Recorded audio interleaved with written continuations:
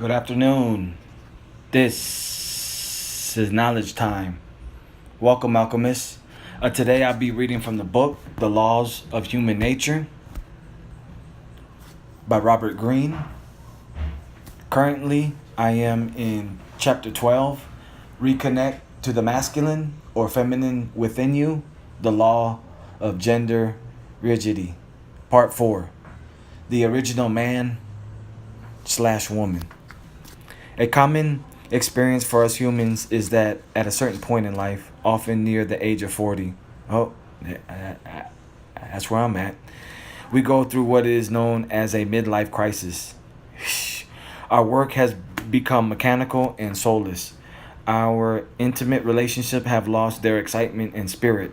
We crave change, and we look for it through a new career or relationship, some new experiences, even some danger.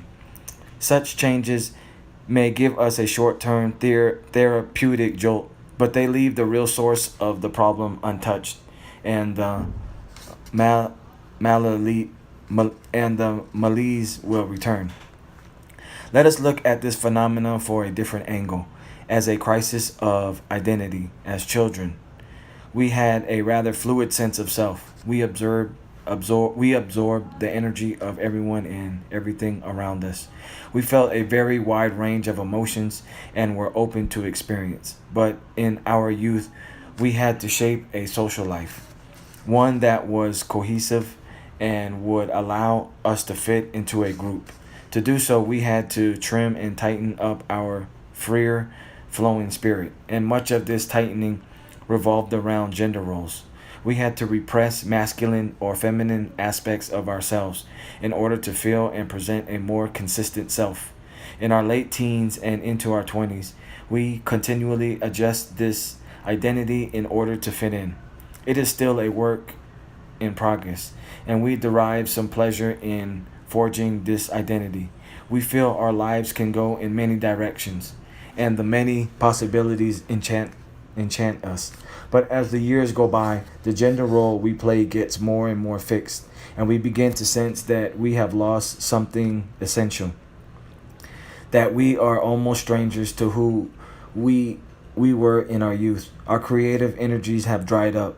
Naturally, we look outward for the source of this crisis, but it comes from within. We have become imbalanced, too rigidly identified with our role and the mask we present to others. Our original nature incorporated more of the qualities that we absorbed from the mother or father, and of the traits of the opposite sex that are biologically a part of us. At a certain point, we inwardly rebel at the loss of what is so essentially a part of us. In primitive cultures around the world, the wisest man or woman in the tribe was the shaman, the healer who could communicate with the spirit world. The male shaman had an inner woman or wife whom he listened to closely and who guided him. The female shaman had the inner husband. The shaman's power came from the depth of their communication with this inner figure, which was experienced as a real woman or man from within. The shaman figure reflects a profound psychological truth that our most primitive ancestors had access to. In fact, in the midst of many ancient cultures, Persian, Hebrew, Greek, Egyptian, original humans were believed to be both male and female. This made them so powerful that the gods feared them and split them in half. Understand, the return to your original nature contains elemental power. By relating more to the natural feminine or masculine parts within you, you will unleash energy that has been repressed. Your mind will recover in natural fluidity. You will understand and relate better to those of the opposite sex, and by ridding yourself of the defensiveness you have in relation to your gender role, you will feel secure in who you are. This return requires that you play with styles of thinking and acting that are more masculine or feminine, depending on your imbalance. But before describing such a process, we must first come to terms with a deeply ingrained human prejudice about the masculine and the feminine. For millennia, it has been men who largely defined masculine and feminine roles and who imposed value judgments on them. Feminine styles of thinking were associated with irrationality, and feminine ways of acting seen as weak and inferior. We may have outwardly progressed in terms of inequality between the genders, but inwardly these judgments still have profound roots in us. The masculine style of thinking is still esteemed as superior. Yes, masculine confidence building. I have a channel on that. The masculine style of thinking is still esteemed as superior, and femininity is still experienced as soft and weak. Many women have internalized these judgments. They feel that being equal means being able to be as tough and aggressive as men. But what is truly needed in the modern world is to see the masculine and the feminine as completely equal in potential reasoning power and strength of action, but in different ways. Let us say there are feminine and masculine styles when it comes to thinking, taking action, learning from experience, and relating to other people. These styles have been reflected in the behavior of men and women for thousands of years. Some are related to psychological differences, some stem mostly from culture.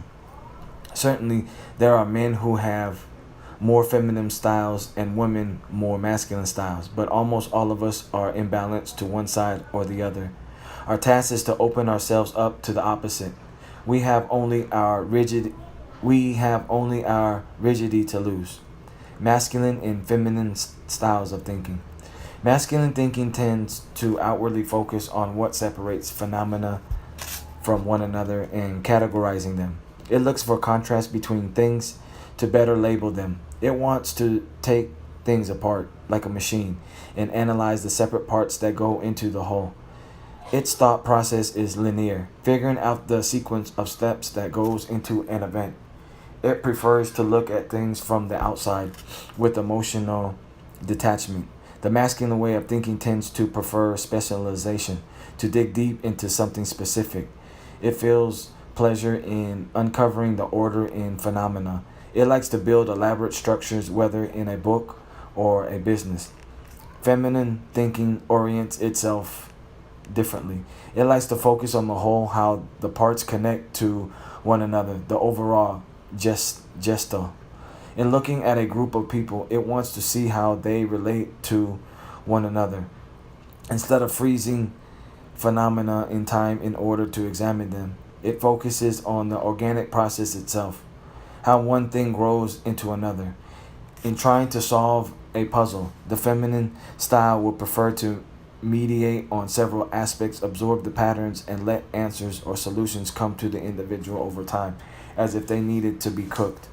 This form of thinking leads to insights when the hidden connections between things suddenly become visible in intuitive flashes, as opposed to specialization. It is more interested in how different fields or forms of knowledge can connect to one another. In studying another culture, for instance, it will want to get closer to it, to understand how it is experienced from within. It is more sensitive to information from the senses, not merely from abstract reasoning. For too long, the masculine style has been seen as more rational and scientific, but this does not reflect the reality. All of the great scientists in history have displayed a powerful mix of the masculine and feminine styles. The biologist Louis Pasteur Pasteur's greatest discoveries came from his ability to open his mind to as many explanations as possible, to let them cook in his mind, in order to see the connection between wide-ranging phenomena. Einstein attributed all of his greatest discoveries to intuitions, in which long hours of thinking gave way to sudden insights about the interconnection of certain facts. The anthropologist Margaret Mead used the latest abstract models from her time to rigorously analyze indigenous cultures, but she combined this with months of living within it and gaining a feel from the inside position. In business, Warren Buffett is an example of someone who blends the two styles. When he considers buying a company, he breaks it down into its component parts and analyzes them in statistical depth. but he also tries to get a feel for the overall gestal of the business, how the employees relate to one another, the spirit of the group as instilled by the man or woman at the top. A lot of the intangibles most business people ignore. He looks at a company from both the outside and the inside. Almost all people will lean more toward one style of thinking. What you want for yourself is to create balance by leaning more in the other direction. If you are more on the masculine side, you want to widen the fields you look at, finding connections between different forms of knowledge. And looking for solutions, you want to consider more possibilities. Give greater time to the deliberative process and allow for freer associations. You need to take seriously the intuitions that come to you after much deliberation and not discount the value of emotions and thinking. Without a sense of excitement and inspiration, your thinking can become stale and lifeless. If you lean more in the feminine direction, you need to be capable of focusing and digging into specific problems, tamping down the impulse to widen your search and multitask. You have to find pleasure in boring into one aspect of a problem, reconstructing a causal chain and continually refining it will give depth to your thinking. You tend to see structure and order as dull affairs, giving greater emphasis to expressing an idea and feeling inspired by it. Instead, you need to derive pleasure in paying deep attention to the structure of a book, argument, or project. Being creative and clear with the structure will give your material its power to influence people. Sometimes you need to gain greater emotional distance to understand a problem, and you must force yourself to do so. Masculine and feminine styles of action. When it comes to taking action, the masculine tendency is to move forward, explore the situation, attack, and van- vanquish. If there are obstacles in the way, it will try to push through them. This desire, aptly expressed by the ancient military leader Hannibal, I will either find a way or make a way. It derives pleasure from staying on the offensive and taking risks. It prefers to maintain its independence and room to maneuver. When confronted with a problem or the need to take action, the feminine style often prefers to first withdraw from the immediate situation and contemplate more deeply the options. It will often look for ways to avoid the conflict, to smooth out relations, to win without having to go to battle. Sometimes the best action is non-action. Let the dynamic play itself out to understand it better. Let the enemy hang itself by its aggressive actions. This was the style of Queen Elizabeth I, whose primary strategy was to wait and see. When confronted with an imminent invasion by Spain's vast seafaring armada, she decided to not commit to a strategy until she knew exactly when the armada was launched and the weather conditions of the moment, working to slow down its advance and let the bad weather destroy it with minimal loss of life. Instead of charging forward, the feminine style lays traps for the enemy. Independence is not an essential value in action. In fact, it is better to focus on interdependent relationships and how one move might harm an ally and cause ripple effects to an alliance. In the West, this feminine style of strategizing and acting is instinctively judged as weak and timid. But in other cultures, the style is viewed quite differently. To Chinese strategists, Wu Wei or non-action is often the height of wisdom and aggressive action, a sign of stupidity because it narrows one's options. There is in fact tremendous strength contained within the feminine style, patience, resilience, and flexibility. To the great samurai warrior Miyamoto Musashi, the ability to stand back and wait, to let the opponent tire himself out mentally before counteracting, was crucial for success. That's a gem right there. For those with the aggressive masculine inclination, balance will come from training yourself to step back before taking any action. Consider the possibility that it is better to wait and see how things play out, or even to not respond at all. Taking action without proper consideration reveals weakness and a lack of self control. For balance, always try to consider the interdependent relationships you are involved in and how each group or individual will be affected by any action. If you find yourself blocked in your career later in life, you must learn the power of withdrawing and reflecting on who you are, your needs, your strengths and weaknesses, your true interests before making any important decisions. This could require weeks or months of introspection. Some of the greatest leaders in history honed their best ideas while in prison. As the French would say, reculer pour mieux sauter. Step back in order to leap forward. Interesting. For those with the feminine style, it is best to accustom yourself to various degrees of conflict and confrontation so that any avoidance of it is strategic and not out of fear.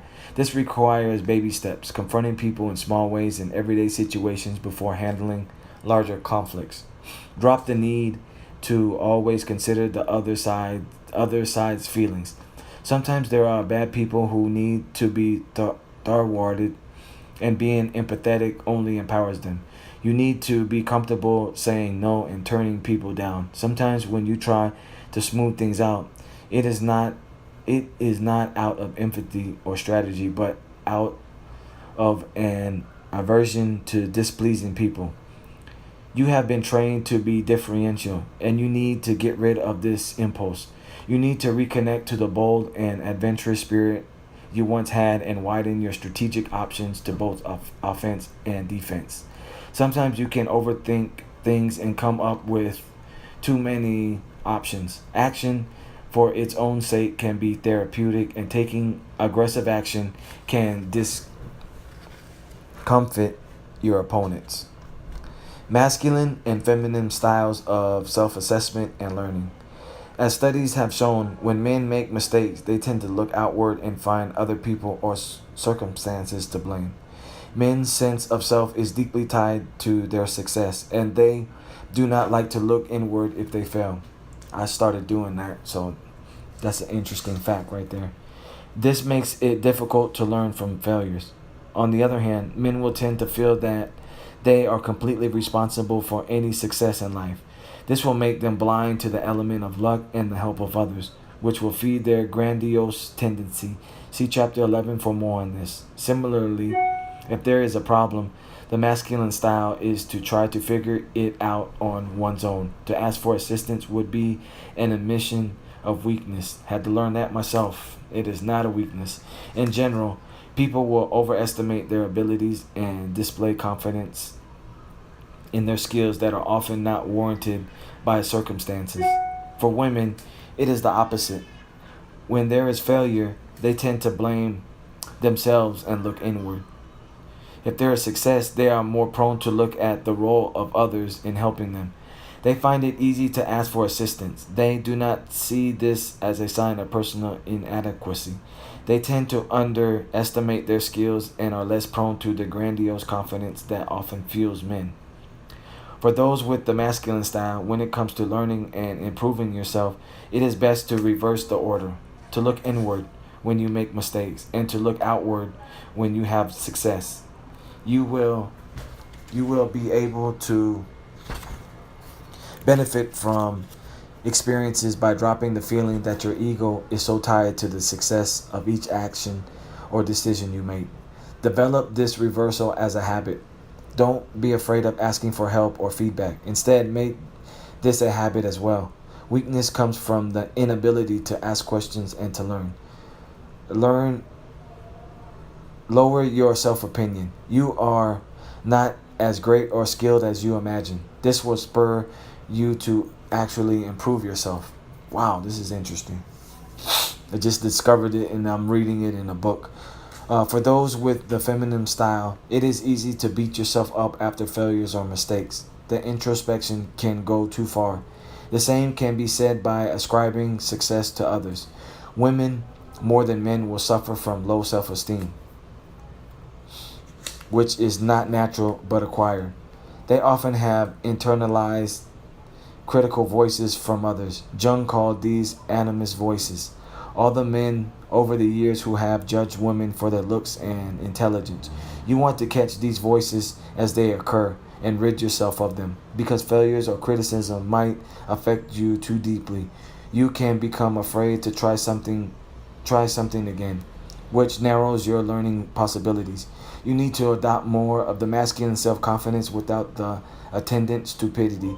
In your daily encounters, try to drop or minimize your emotional responses to events and see them from a greater distance. You are training yourself to not take things so personally. Finally realize that. Masculine and feminine styles of relating to people and leadership. As with male chimpanzees in a group setting, the masculine style is to require a leader and to either aspire to the role or gain power by being the most loyal follower. Leaders will designate various deputies to do their bidding. Men form hierarchies and punish those who fall out of line. They are highly status conscious, hyper aware of their place in the group. Leaders will tend to use some element of fear to keep the group cohesive. The masculine style of leadership is to identify clear goals and reach them. It puts emphasis on results, however they are achieved. The feminine style is more about maintaining the group spirit and keeping the relationship smoothed out with fewer differences among individuals. It is more empathetic, considering the feelings of each member and trying to involve them more in the decision-making process. Results are important, but the way they are achieved, the process, is equally important. For those with the masculine style, it is important to enlarge your concept of leadership. When you think more deeply about the individuals on the team and strategize to involve them more, you can have superior results, engaging the energy and creativity of the group. Studies have shown that boys are as empathetic as girls, highly attuned, for instance, to the emotions of the mother. But empathy is slowly drummed out of men as they come to develop their assertive style. Some of the greatest male leaders in history, however, managed to retain and develop their empathy. A leader such as Sir Ernest Henry Shackleton, see Chapter 2, was no less of a man for his constant consideration of the emotions of each of the men he was responsible for. He was simply a stronger and more effective leader. The same could be said of Abraham Lincoln. For those of the feminine style, you must not be afraid of assuming a strong leadership role, particularly in times of crisis. Considering the feelings of everyone and incorporating the ideas of too many will weaken you and your plans. Although women are certainly better listeners, sometimes it is best to know when to stop listening and to go with the plan you have opted for. Once you recognize the fools, the incompetents, and the hyper-selfish in the group, it is best to fire them and to even find pleasure in getting rid of those who bring the whole group down. Instilling a touch of fear in your lieutenants is not always a bad thing. Finally, look at it this way. We are compelled by nature to want to move closer to what is feminine or masculine in the form of an attraction to another person. But if we are wise, we realize we are equally compelled to do so inwardly. For centuries, men have looked to women as muses, sources of inspiration. The truth is that the muse for both genders lies within. Moving closer to your anima and animus will bring you closer to your unconscious, which contains untapped creative treasures. The fascination you feel in relation to the feminine or masculine in others, you will now feel in relation to your work, to your own thought process, and to life in general. Just as with shamans, that inner wife or husband will become the source of uncanny powers. Quote, what is most beautiful in virile men is something feminine. What is most beautiful in feminine women is something masculine by Susan Sontag. So that's the end of chapter 12. Tomorrow I'll be reading chapter 13, Advance with a Sense of Purpose, the Law of Aimlessness. In conclusion, pretty much, I mean, pretty much a lot of this stuff, I finally realizing the masculine and feminine, pretty much me going inward and dealing with my emotions is something that I learned on my own. I wasn't taught it. It's just life.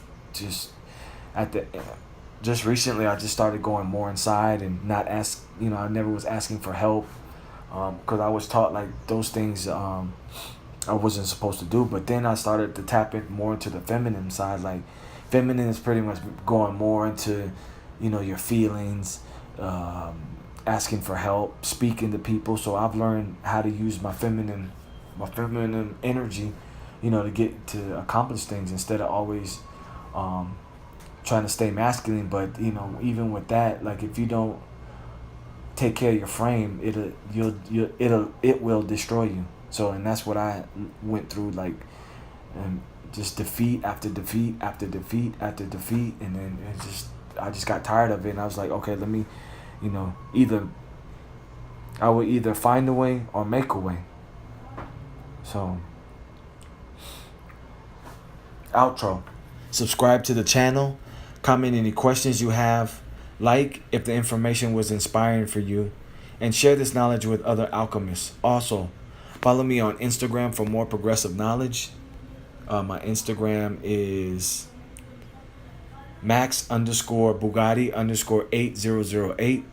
I'm all about family first. I'm a global stock investor. I'm a filmmaker. I'm an aerospace botanist. I have a masculine confidence building program. And currently, I'm out here in Cali, Colombia, recharging with the fam. While you're slaying dragons, I'll be taming them.